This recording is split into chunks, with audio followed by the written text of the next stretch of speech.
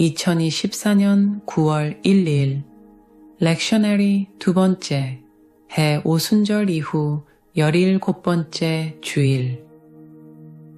오늘 본문 말씀은 마가복음 7장 1절부터 8절, 14절부터 15절, 그리고 21절부터 23절 말씀입니다. 바리새인들과 또 서기관 중 몇이 예루살렘에서 와서 예수께 모여들었다가 그의 제자 중 몇 사람이 부정한 손, 곧 씻지 아니한 손으로 떡 먹는 것을 보았더라. 바리새인들과 모든 유대인들은 장로들의 전통을 지키어 손을 잘 씻지 않고서는 음식을 먹지 아니하며 또 시장에서 돌아와서도 물을 뿌리지 않고서는 먹지 아니하며 그 외에도 여러 가지를 지키어 오는 것이 있으니 잔과 주발과 놋그릇을 씻음이러라.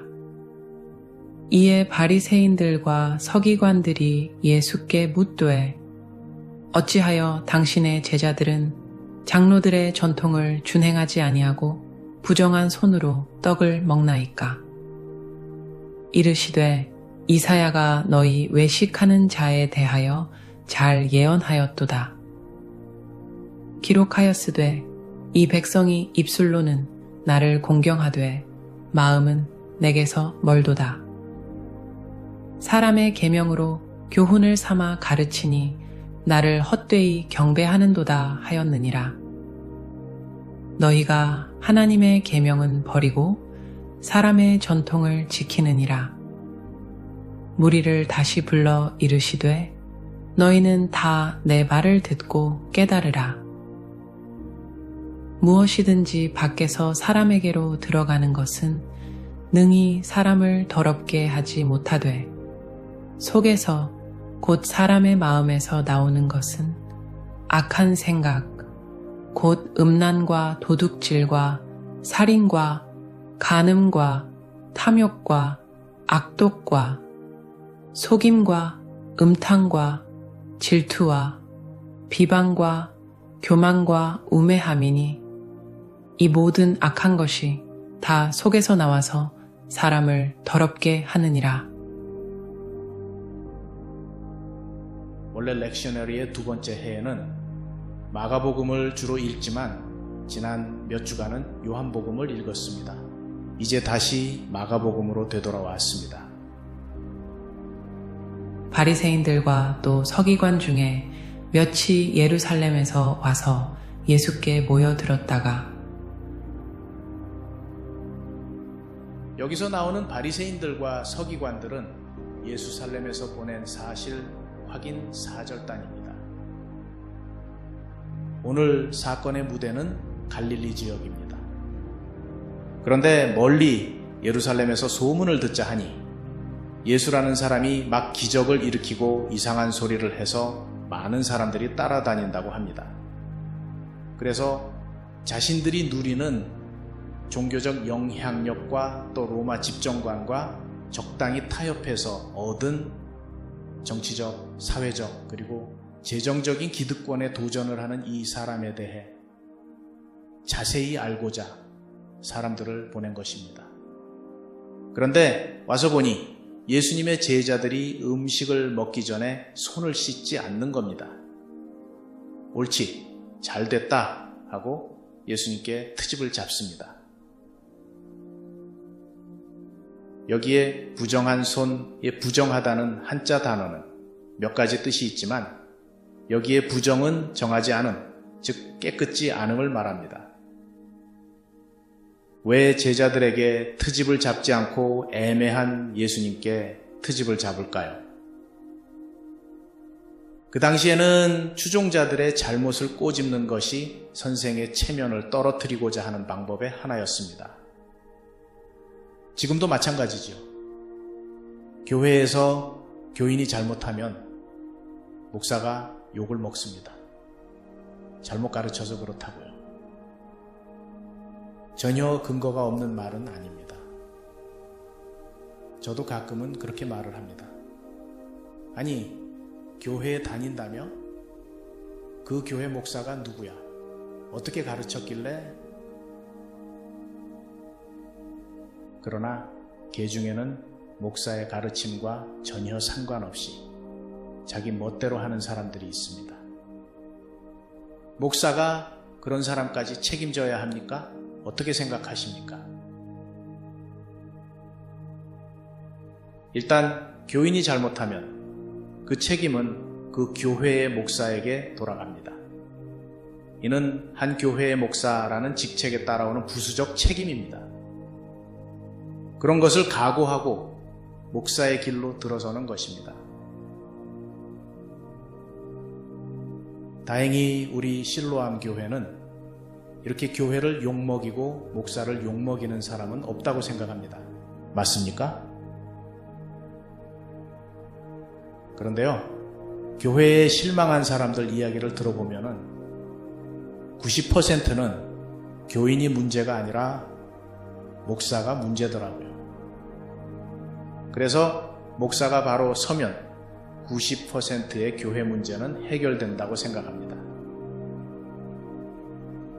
마가는 혹시 이방인 독자를 배려하여 이 장로들의 전통에 예를 들어 설명하고 있습니다. 여기서 장로들의 전통이란 성경의 율법에서 파생된 엄청난 양의 말로 전해져 내려오는 전통을 말합니다. 이것은 한 개인의 삶을 완전히 컨트롤하기 위한 것인데 구속적인 영향력을 가지고 한 세대가 다음 세대에게 전해진 것입니다.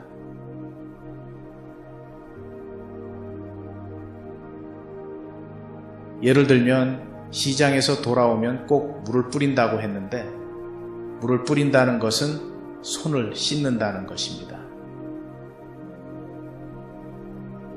장로들의 전통은 어느 정도까지 자세하게 그 법이 상세했는지 심지어 손을 씻는 방법까지도 명시해 놓았습니다. 손을 씻을 때는 물을 손에 붓거나 혹은 손목까지 잠기게 해야 하며 얼마만큼의 물을 사용해야 하는지, 씻을 때 손의 위치는 어떠해야 하는지, 그리고 어떤 그릇을 사용해야 하는지까지도 명시하고 있습니다. 그럼 왜 손을 씻는 것이 성경에 의거한 규율이 되었을까요? 물론 우리도 아이들에게 밥 먹기 전에 손을 씻으라고 가르칩니다. 왜 그럴까요? 그것은 아이들이 밖에서 흙 만지고 먼지 마시며 놀다가 집에 들어와서 씻지 않고 밥을 먹으면 그 모든 불결한 것과 혹시 돌아다닐지 모르는 병균까지도 같이 먹게 되니까 그렇습니다. 손을 씻는 것은 위생상 좋은 것입니다. 그러나 유대인들이 시장에 다녀온 후에 손을 씻는 것은 그 이상의 이유가 있습니다. 그것은 시장에는 유대인만 있는 것이 아니라 이방인들도 섞여 있기 때문입니다. 따라서 집에 오면은 이방인들과 혹시라도 접촉이 있었을까 해서 그것을 씻어내느라 손을 씻는 것입니다. 여기에는 유대인의 선민사상은 좋게 표현한 것이고 나쁘게 표현하자면은 배타적인 우월감에서 발생한 전통입니다. 예수님은 바로 이 점을 지적하시는 것입니다. 또 오늘 본문에 보면은 장과 주발과 놋그릇을 씻는다고 했습니다. 이 전통도 사실 위생보다는 자기들의 성전 예배의 개념이 저변에 깔려 있습니다. 이 그릇을 씻는 전통은 유대 백성의 디아스포라, 그러니까 기원전 6세기경에 바빌론으로 포로로 끌려갔던 시기에 생겨난 전통이라고 합니다. 그들은 언젠가는 포로 생활을 끝내고 예루살렘으로 돌아왔을 때 성전 제사가 다시 시작될 터인데 그때가 되면 집에서 사용하는 그릇들도 제사를 위해 사용될 것이라 믿었기 때문입니다. 그래서 성전에서 예배에 사용되는 그릇들이 거룩함을 위해서 청결을 요구하듯이 집에서 사용되는 그릇들도 거룩함을 위한 청결이 필요하다고 요구하는 것입니다. 그러면 장로들의 전통이 다 나쁜 것일까요? 적어도 그 시작은 그렇지 않았습니다. 장로들의 전통의 목적은 첫째, 매일 삶 속에서 하나님 앞에 거룩하기 위한 기본적으로 지켜야 하는 규례였습니다. 그들의 전통은 하나님의 율법을 지키기 위한 분명하고 확실한 지침이었습니다. 예를 들면 하나님이 거룩하라고 하셨는데 그럼 어떻게 거룩해질 수 있을까라는 질문에 이렇게 하면은 되겠다 하고 장로들이 답을 낸 것이 전통의 일부가 됩니다. 둘째, 이 전통은 주위의 강력한 이방 문화에서 유대인의 아이덴티티를 지키기 위한 수단이었습니다. 그들은 이 장로들의 전통이 성을 둘러싼 말뚝 울타리나 철로 만든 울타리처럼 다른 민족의 영향력에서 유대인의 거룩함을 지키는 방편이라 생각했습니다.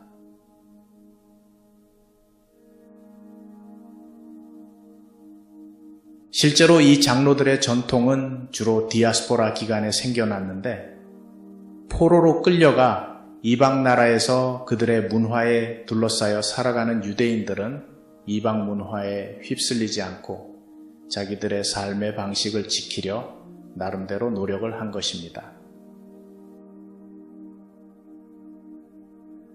포로 생활에서 되돌아온 유대인들은 예수님 당시 할례, 안식일, 음식에 대한 법, 그리고 손을 씻는 의례가 그들로 하여금 타 이방 민족과 구별되는 하나의 영광의 배지로 여기고 살게끔 했습니다.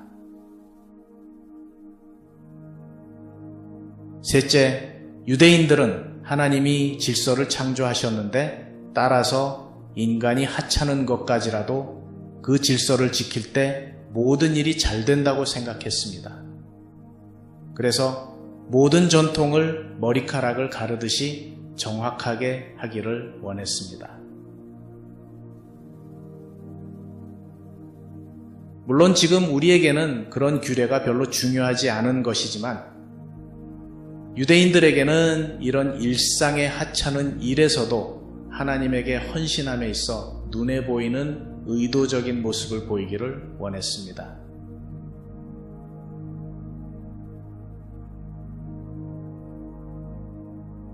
문제는 이렇게 좋은 의도로 시작된 장로들의 전통이 나중에는 그 의도를 잊어버리고 사람을 정죄하는 기준이 되어버린 것입니다. 마치 안고 빠진 찐빵처럼.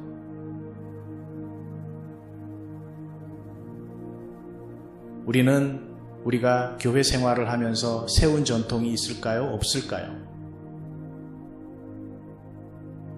우리 한국 교회가 세운 특이한 전통이 있습니다. 강단에 기타를 들고 올라가면 안 된다. 예배에 피아노 이외의 악기는 사탄의 악기다. 사실 피아노가 교회의 유일무이한 악기로 사용되기 전에는 술집에서 사용되던 악기라는 것을 아시나요? 강대상에 신발을 신고 올라가면 안 된다.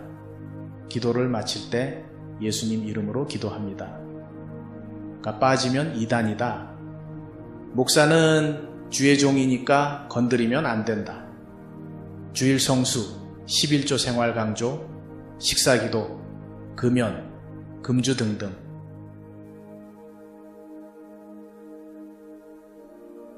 제가 한국에서 장로교회를 다녔는데요. 사촌 누나가 세례를 받아야 된다고 하도 졸라서 그렇게 하기로 했는데 여러분도 아다시피 장로교회에서는 세례를 받기 전에 세례 문답을 6개월 공부해야 합니다. 그래서 목사님을 만나서 이제 주기도문과 사도신경을 외우고 나서 세례 문답 교재를 받았습니다. 집에 교재를 가져와서 첫 페이지를 열어보니 세례 받을 사람은 술을 마시면 안 된다 라고 되어 있습니다. 두 번째 페이지를 열어보니 세례 받을 사람은 담배를 피워도 안 된다 라고 되어 있습니다. 지금도 그러는지는 모르겠지만 1978년도 이야기입니다. 그때 저는 대학교 1년생이었는데요. 과 친구들과 몰려다니며 술 마시고 다방에서 담배 피고 그러던 시절이었습니다. 그러니 제가 세례를 받을 수가 있겠습니까? 그대로 그 교제를 덮어버리고 결국은 세례를 못 받고 그해 12월에 미국에 들어왔습니다. 그리고 그 이듬해, 그러니까 1979년 부활절에 페닌슐라 한인 침례교회에서 침례를 받았습니다. 침례를 받는데 이거 딱 한 가지 물어보더라고요. 예수님을 당신의 구주로 받아들이십니까? 그렇게 쉬운 침례 조건이 어디 있습니까? 혹시 우리는 사람들이 만든 전통 때문에 사람들로 하여금 교회에서 멀어지게 하고 있지는 않은가요? 여기에 예수님이 그들을 정면으로 도전하십니다. 이사야가 너희 외식하는 자에 대하여 잘 예언하였도다. 기록하였으되 이 백성이 입술로는 나를 공경하되 마음은 내게서 멀도다. 사람의 계명으로 교훈을 삼아 가르치니 나를 헛되이 경배하는도다 하였느니라. 너희가 하나님의 계명은 버리고 사람의 전통을 지키느니라. 물론 이사야 선지자가 이 말을 했을 당시의 상황이 다릅니다. 그러나 사람들이 마음에도 없는 입술로만 예배를 드리는 것은 마찬가지였습니다. 사람들이 만든 전통만 잘 지키면 하나님을 경배하는 것이다 라고 가르쳤습니다. 그런 와중에 정작 지켜야 했던 하나님의 계명은 잊어버리고 말았습니다.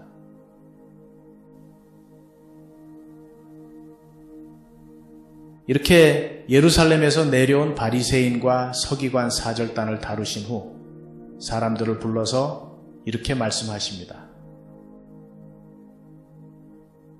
먹는 것이 사람을 성결치 못하게 하는 것이 아니라 마음속에서 나오는 것들이 사람을 성결치 못하게 하느니라. 음식은 마음에 들어가지 않습니다. 마음에 들어가지 않는 것은 사람을 오염시키지 않습니다. 마음에서 나오는 것들이 사람을 오염시킵니다.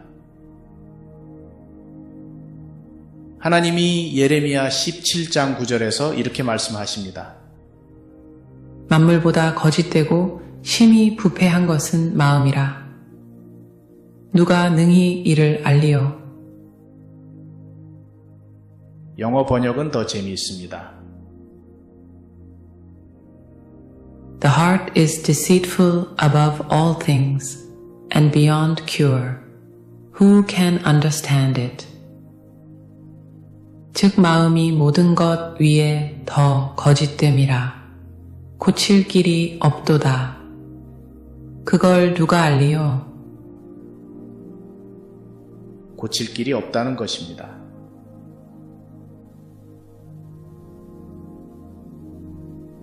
그 옛날에 하나님은 이미 다 아셨습니다.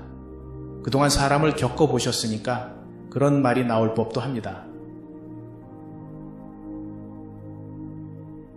그리고 예수님은 그에 대한 예를 드십니다. 음란, 도둑질, 살인, 간음, 탐욕, 악독, 속임, 음탕, 질투, 비방, 교만, 우매함. 물론 이것들만 있는 것은 아닙니다. 오늘 말씀의 교훈은 무엇입니까? 사람이 만든 교회의 전통을 가지고 사람들을 판단하지 말라는 것입니다. 먹는 것 가지고 사람 시험에 들지 않게 하라는 것입니다. 악한 생각을 품지 말라는 것입니다.